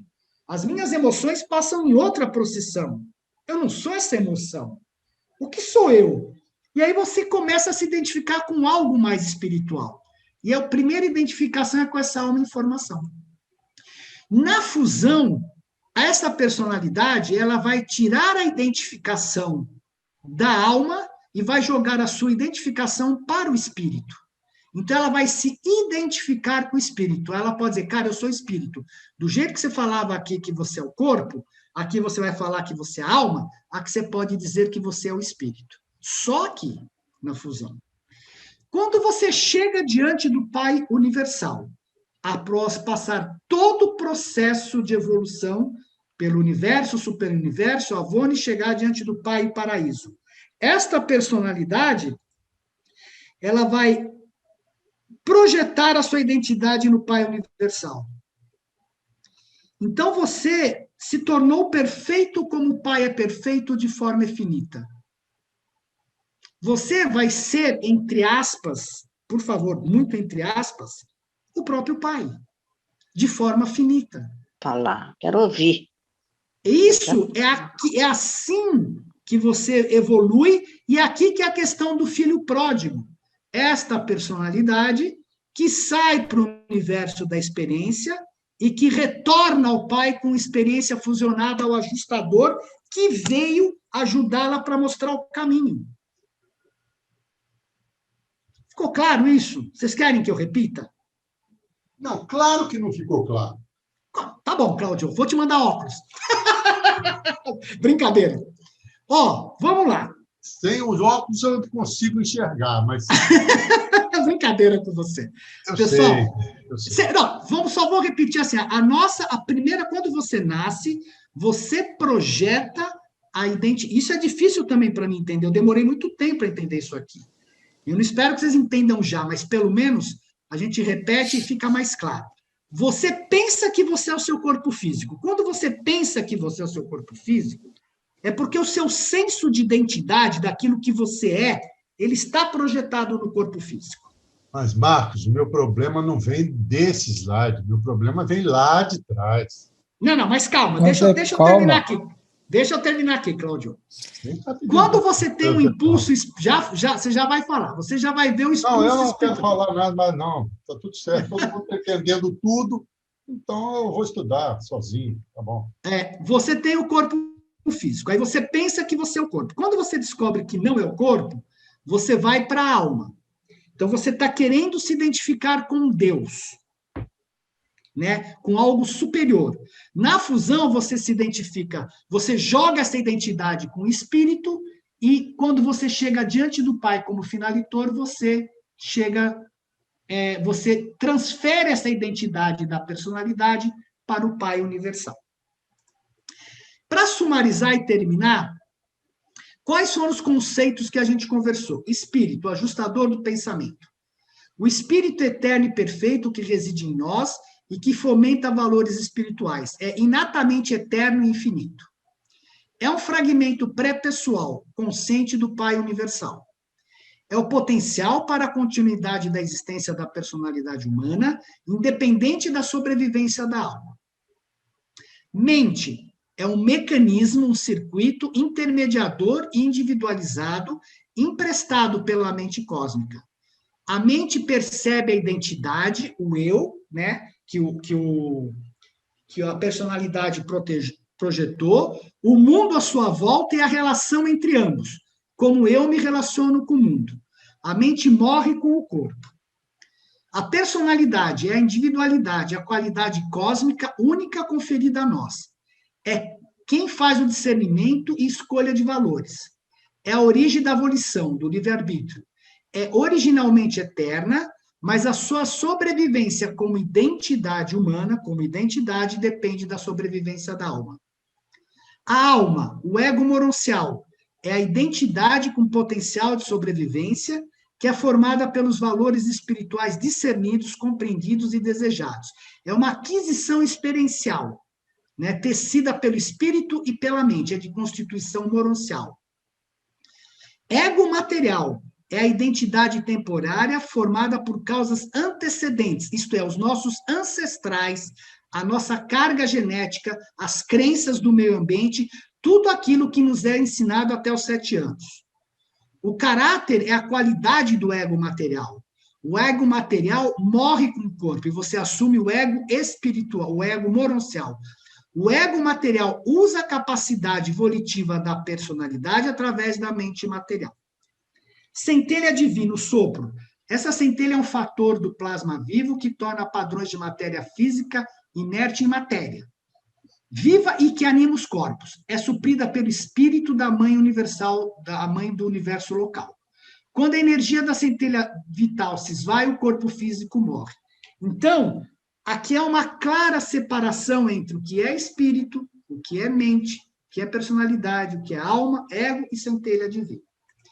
Se vocês ficaram com muitas dúvidas sobre todos esses assuntos, eu vou compartilhar esta apresentação e eu sugiro que vocês leiam e estudem, porque é algo que tem bastante informação, que detalha claramente cada um dos estados que a gente vai passar e como a gente vai passar por essas coisas todas. É essa a constituição dos seres humanos. Daria para fazer mais simples que isso? Não sei. Se eu fizesse uma interpretação diferente daquilo que eu consegui fazer até agora. Mas é isso que a gente consegue desprender de quando você está lendo o livro de Urântia e entender o que ele quer dizer com personalidade, com alma, com ajustador do pensamento. Tá? Dá para você compreender melhor o que significa cada um desses elementos dentro de nós. A Jane está perguntando, se eu entendi direito, antes do Cláudio falar, é preciso apenas almejar continuar a caminhada? Sim. Como fica o ser humano que nasceram com a capacidade intelectual reduzida ou alguma diferença? Tá. Ô, Jane, é assim, ela está perguntando como ficam os seres humanos que nasceram com a capacidade intelectual reduzida ou alguma deficiência intelectual. Nós temos que pensar uma coisa curiosa. Jesus pegou 2 seres, que eram os irmãos Alfeus, que tinham uma capacidade intelectual reduzida. E ele, apesar deles não entenderem nada sobre Jesus, eles seguiram Jesus, almejaram a ser como Jesus e, obviamente, formaram a alma dele e continuaram. Porque a nossa capacidade intelectual aqui, eu vou dizer uma coisa que eu não tenho certeza, mas se a gente pensar um pouquinho, A hora que você, mesmo com essa capacidade intelectual aqui, por uma série de coisas da matéria, por uma série de deficiências da própria matéria, elas vão ser todinhas compensadas quando a gente chegar no mundo das mansões. E a hora que você se fusionar com o espírito, o que pode ter limitação para você? O que a gente tem que pensar é que as nossas limitações aqui, elas não necessariamente vão ser transmitidas para lá. E se elas forem, né, porque a gente nasce lá como a gente deixou aqui, lá elas serão resolvidas. E esse potencial da personalidade que você tem é seu, cara. É um potencial do pai. Não tem por que você não desenvolver todo esse potencial. As pessoas só levam em consideração o lado de cá. Ai, coitadinho, ele nasceu sem condições. Ai, coitadinho, o outro aconteceu isso. Isso é compensado. O livro fala, é amplamente compensado. E a hora que você se fusiona com o espírito, tudo isso acaba. Porque você está fusionado com o eterno. Será que dá para entender? Isso é só uma técnica. Tudo isso que eu falei para vocês é só uma técnica para o fragmento do Pai ganhar experiência através de seres humanos com livre-arbítrio. Cara, é tão simples e absurdo quanto isso e tão magnífico quanto isso. É uma técnica de evolução no universo. Existem outras técnicas de evolução no universo, não só essa. É o Pai que manda um fragmento que vem num ser de origem animal, que tem livre-arbítrio, que tem instinto animal, que não sabe o que é o Pai, não sabe o que é a vontade do Pai, e que este fragmento, junto com os espíritos ajudantes da mente, ajudam a colocar, a transformar essa mente em espiritual. É só isso. Esse é o sumário de tudo que eu falei aqui.